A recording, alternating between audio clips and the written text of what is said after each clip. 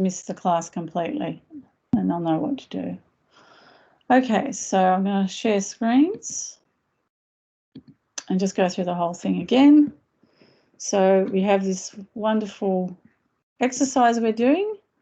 So on the Moodle for illustration, you'll find the exercise sheet in the resources folder for this unit, which is this one, Integrate Colour Theory, and there's a resources folder.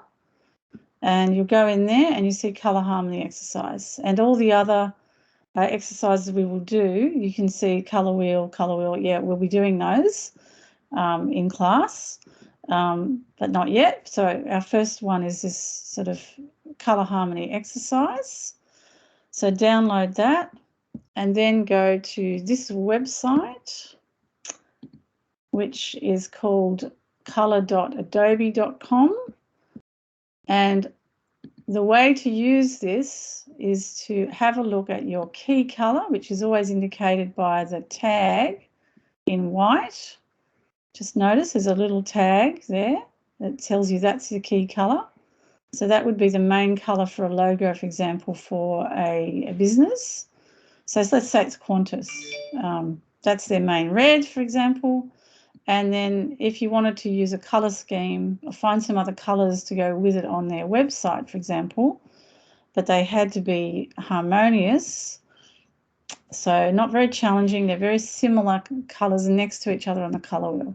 So why do we use these colour harmonies? We use them to help us work with clients because we don't want to always rely on our colour preference. So each of you will have your own colour preference, but that's no good to the client if it doesn't suit their needs. So by choosing a key colour, anywhere on the colour wheel, you can see that tag, and it tells you here is a set of colours that's instantly harmonious. They will always go together. And they're often really good to get a set of these for a website, for example.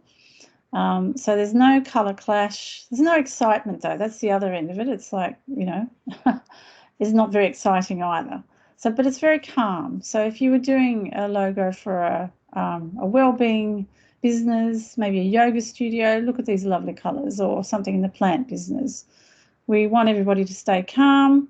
We don't want strong colour contrast. We go for analogous, or for the same reason, we might use monochromatic, which is just, again, the key colour and then variations, light and dark and saturation.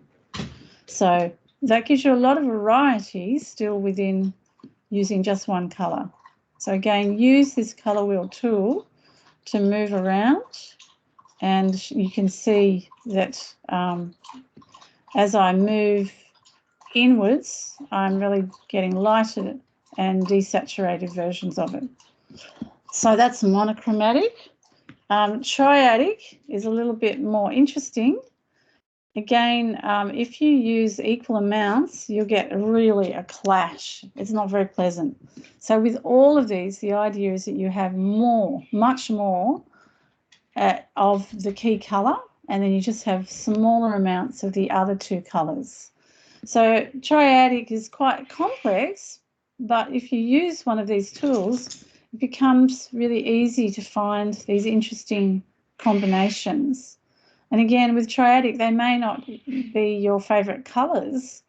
I remember having a client who loved purple, and I really don't love purple.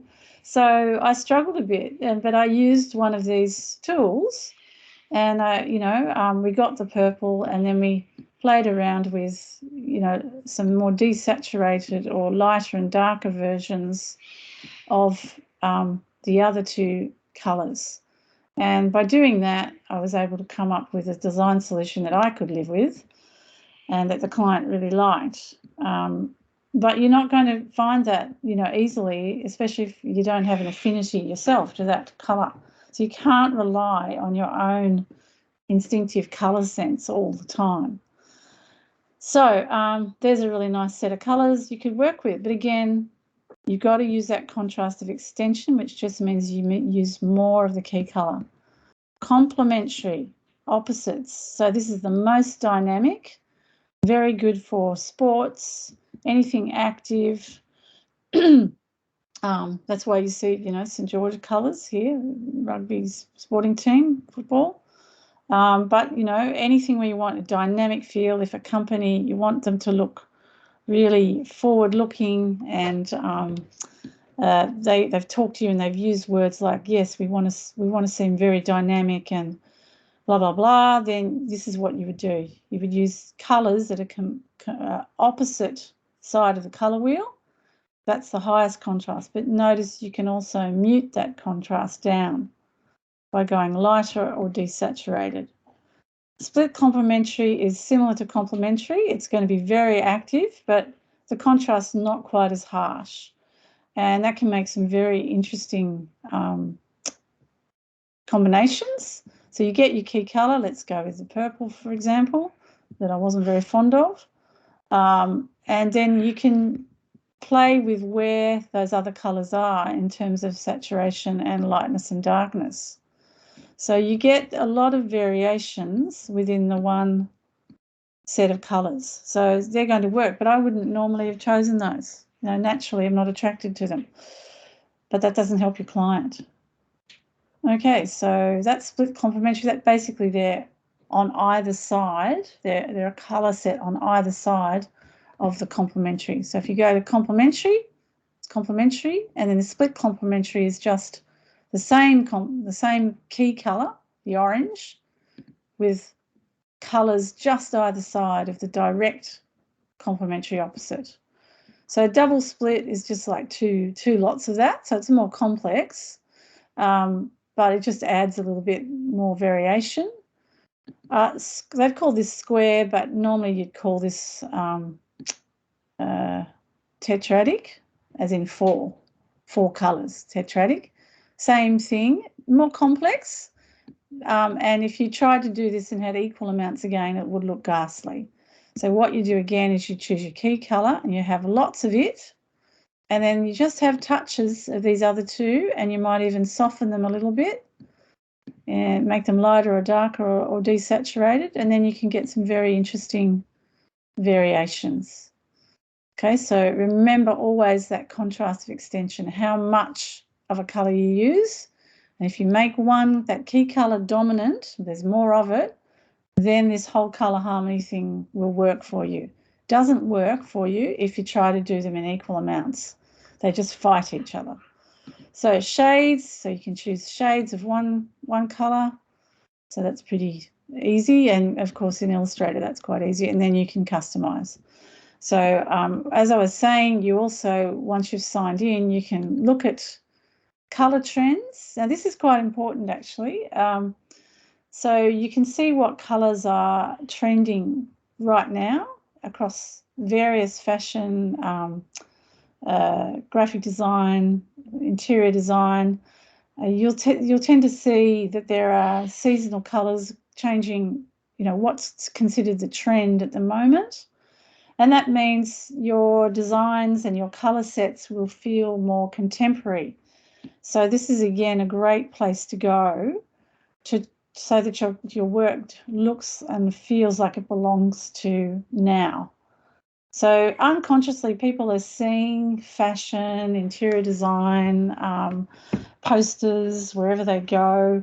They're seeing these colour trends in action and absorbing it. And so by using these colour trends, that can help you feel like the design is very now. So that's something to be aware of. And then we have the Explore tab, which is a fabulous design tool because you can show the client real designs using those themes and discuss with them, you know, do you like this? Do you like that? And in a real world way. And if you go to the little view tab, you see there's colour themes, most used, random, this month, this week. So you can go in and have a look at what's being selected at the moment, and it just gives you options. Oh, if that'll load, come on. Creative projects. So you can go and look at creative projects. Anyway, I'll leave you to explore that. So for the exercise, what I want you to do is have a look at these colours and go through the sheet and pick your set of, start with your analogous ones.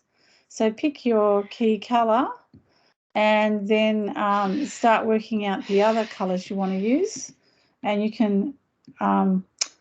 can select in here and go Command-C, copy. It'll go to the clipboard. Then when you switch to your Illustrator document, you'll be able to use those colours by cutting and pasting in here. And if you hit the return key, that colour will then turn up as a selected colour. And you can also see that colour guide. So where am I getting these from? I'm getting these from two places, colour, which brings up your swatches, and colour guide. So whatever key colour you've put in, it turns up here, and that's the colour that will be applied to whatever you've selected on your document. I'll just zoom up. So I'll go through doing one. Now, if you see these are grouped at the moment, you'll have to go up and go to the Object menu, Ungroup, click off that, and that's how you deselect things in Illustrator. So it's good to know anyway. And then when you click on the individual square, you'll then be able to get your colour either from Colour Guide, or as I was saying before, you could just randomly select one from here. But you can see it's not as, I can't, do it very accurately unless I put the values in. So doing the web value is a quick way to get the RGB values to match. So we're working in RGB because that's got the widest colour gamut. If we wanted to do a print job, we would switch to working with CMYK colours, or we would switch to working with Pantone colours, and we will do that. And we'll do a colour wheel that uses Pantones, and we'll do a colour wheel with CMYK, and you'll see the differences. For the moment, though, we're just putting in these web values, and that'll quickly give us in one go the RGB values rather than having to type them all individually. So it's just a quick way of getting the actual RGB colours. So you copy it, Command-C, and then switch to your open Illustrator document. And instead of this weird yucky one, I'll paste it in here. And as long as I've got that square selected, it's going to work for me. Hit return to apply it. And then, either from here in Colour Guide or wherever, or go back to your colour wheel. So I know I want analogous, so now I can look at some of these other ones it's told me are analogous. And I only want to pick 3. So I'm going to pick this warmer orange, copy it, switch back to my Illustrator document, select the next square, and type in inside the colour palette, hit return, and it's changed it to that orange. So go back again. What's another one? Oh, maybe I'll go for the really bright yellow. Copy that, go back to Illustrator, select that square. I know if it's selected, whatever changes I make will apply to it, and hit return. And now I've got a set of analogous colours. So this is 3 colours which are side by side on the colour wheel. We know that's in harmony. Not a challenging one, but we know they will work together. No guesswork involved. They definitely will. So then go on to the complementary colours. So that's this one. Complementary is 2 colours on opposite sides of the wheel. And, I could go for these 2, or I could go for your reds and greens. And again, it's okay to do, if you prefer, this is where your own colour preference will come in. If you prefer to pick some more muted variations, you can pick light and dark ones or desaturated ones. As we move closer to the middle, we're desaturating. If we move closer, we're picking lighter tones. Okay, so lighter variations. So I'm going to go with this dark red I quite like. I'm going to copy that in and then go back to my Illustrator document. Make sure that is the square I've got selected. Click in the little box, cut and paste, hit return. There's a darkish red, and I really quite liked the contrast of the brightish green. So I'll go back, What was that one? Okay, that was the key colour. It's quite bright. I like that. So a bit of your own preferences coming in here. And as long as you make sure that you've got the right square selected, highlighted, hit return. So there they are. Now, the other thing is you might be noticing even through the video on my screen that there's some changes in the way the colours look. So I'm just going to go in and check what colour mode I'm in under the edit mode. So if I go into edit colours, colour settings. Yeah, see, it's unsynchronized. So that means that my programs, all the Adobe programs, aren't using the same color settings. So that's something I can fix, but I might, and you'd fix it in a program called Color Adobe Bridge, and you can set all your colors to work the same way. So if I look here now, if I look at document color mode, the reason my colors don't look as bright as the ones I'm choosing is because I'm in the wrong color mode for the document. So this is actually quite important. So go to the File menu and just check what color mode your document is in. So to keep your colours bright, because remember, we don't want to clip them down to CMYK unless we're ready to print the document. And you can do it all at once. So you don't necessarily have to select CMYK unless you've been told that's what you should be doing. So normally the standard is to work in RGB first, and then you should see that the colours come in and they appear as bright as the ones we're seeing on the actual website. So hopefully that'll fix the dullness. So just check, and you should just sort of check that every time. And you can see how much brighter that is now. So if you're seeing dull versions, it's probably because you've got the document in the wrong color mode. So I'll just go back and fix that one as well. And now I should have a nice bright version of that. Well, as bright as that color will get. Oops. Yeah, that color doesn't get very bright anyway. And hit return to apply it. But you really saw it with the bright green. You saw how dull it went. So just to repeat, that's under the File menu, Document Color Mode. So whenever you open up Illustrator, and even when you're making a new document, just check what mode it's in. Now, various teachers have various projects. They might tell you to work in CMYK.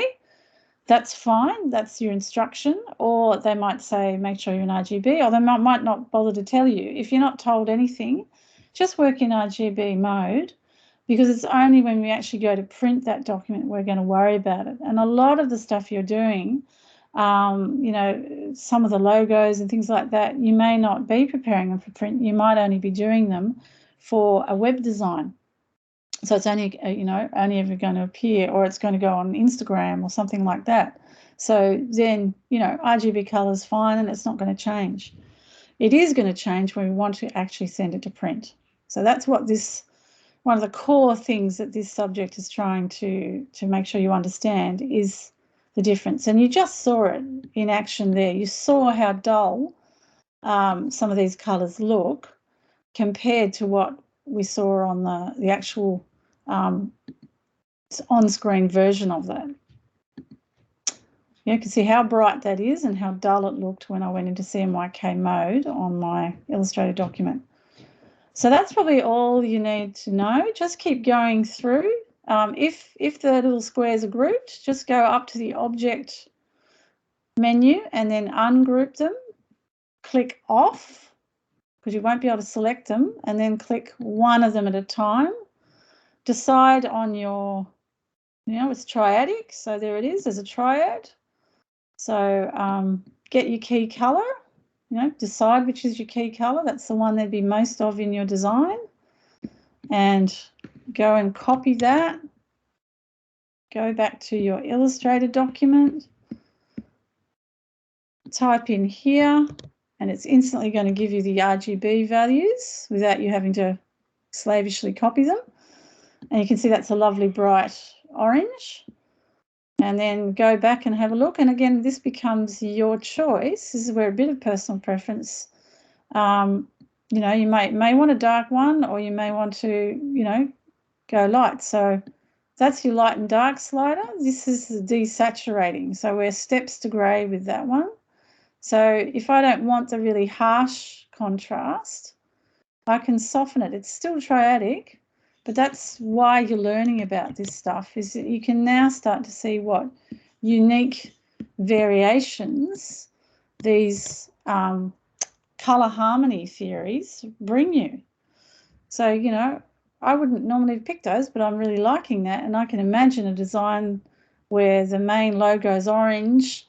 I'm trying to work out what other things to put with it. Well, a muted, sort of slightly lighter and desaturated violet is going to work quite well. Go to the last one, go back to my document again, and it was that green. Again, I think that green's too harsh, so I can just bring it right down. Don't mind that. And come back in here into Illustrator, and then just Command V to paste it in, and then hit the return key to just apply it. And you can see that's the dominant color that's selected. That any shape we make now in Illustrator, we can fill with that color. Okay, so just keep going down there. I think, you know, it's pretty straightforward just to finish that now. The only other thing down here is it asks for, so tetrahedric refers to a square. Then it just asks you for cool and warm colours. So that's pretty straightforward. Again, a bit of personal choice. So cool and warm colours. Again, if you just hop back to the analogous one, obviously these are warm colours. So pick a couple of those. If I come over here, these are cool colours. So this side of the colour wheel, these all the way from here, these are all your cool colours until we get to yellow, and then we start to warm up again. So cool and warm, that's pretty straightforward, I think. And then the last one, this is very much getting to your own personal taste. So these are colours that are, we often talk about the complementary opposite ones as being, you know, quite clashy, but you can also look at some colours that you find unpleasant. You know, it's a bit of personal preference here. Look at colours you think, you know, I can't handle those together, and try them out. So my personal pet sort of thing is the really, really bright pink at high saturation. So again, this is my personal colour discord thing. I probably would not use unless, but you might, you know, you might, if a client, you know, says I want a really acidic kind of nasty dark, you know, vibe, you know, because I'm trying to describe this kind of music. So you've got to, you know, you've got to do a design that sort of suits that. So then I might get, it is a complementary opposite, maybe not exactly, and maybe saturate it again, or, you know, try it out. But see what you think, you know, like what colours for you do that. It is often those complementary opposites and really harsh variations of it. So it's just a really matter. You could go through and you could sort of just have a look at what pops up and see what you think would look the most hideous. So, but, you know, sometimes there's a need to have a clash. There's a need to have something that's a bit hard to look at for a particular reason. So I don't like those two together. They're complementary opposites, but sort of a, you know, a weird combination. So just a little experimenting with a couple of colours that you find personally a bit odious together. The other one I'm not that keen on is a really kind of acidy, like a yellow with a lot of black in it, sort of a dirty yellow. I'm not keen on that. So you could try one of those out and see how that looks next to the purple. Again, it's complementary opposite. Shush, I've got one of my dogs whining, sorry. It's like a dog hospital here today. Okay, look, I'm not keen on that combination. It could work, but for me, they kind of clash. So get 2 examples that you really find a little bit uncomfortable. So I feel like looking at those 2 colours, especially if I had equal amounts of them, it'd be a little bit disturbing to look at. But if I was doing something maybe for a nightclub and they wanted a couple of colours that were really jumpy and vibrant and you know, maybe a little bit disturbing, that might be what they're after. So you can also just experiment on the, you know, selecting on the colour thing to find ones that, you know, you don't particularly like together. No, I think it's that dirty yellow that I don't like. So yeah, so that's something a little bit personal you can play with while you do this exercise. So I think that's enough for you to all be going on with. Hopefully you've been working while I've been talking and you're getting it together and you understand the colour harmonies.